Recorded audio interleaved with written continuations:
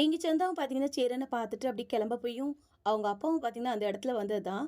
உடனே நம்ம சேரன்னு பார்த்தீங்கன்னா, "உங்க பொண்ண தெரியாம பார்க்க வந்தது தப்பு தான்.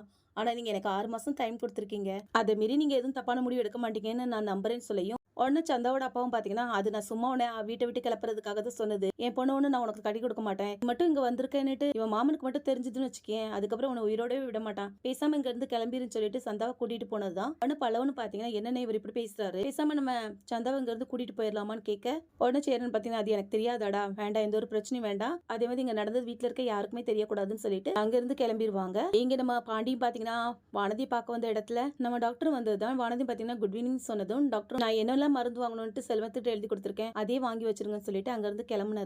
உடனே நம்ம வானதி பார்த்தீங்கன்னா, பாண்டிகிட்ட, "இவ்ளோ சின்ன வயசு டாக்டர் எல்லாம் நான் பார்த்ததே இல்ல தெரியுமா? எவ்ளோ ஸ்மார்ட்டா இருக்காருல்ல." பாண்டியும் பார்த்தீங்கன்னா, "அப்படிலாம் ஒண்ணும் ஸ்மார்ட்டாலாம் இல்லையே. பரவாயில்லாம இருக்காரு அவ்வளவுதான்" அப்படின்னு சொன்னதும், "உனக்கு பொறாம? உடனே பாண்டி, நான் எதுக்கு பொறாமப்படுறேன்? உள்ள வா" அப்படின்னு சொல்லிட்டு கூட்டிட்டு போவாங்க.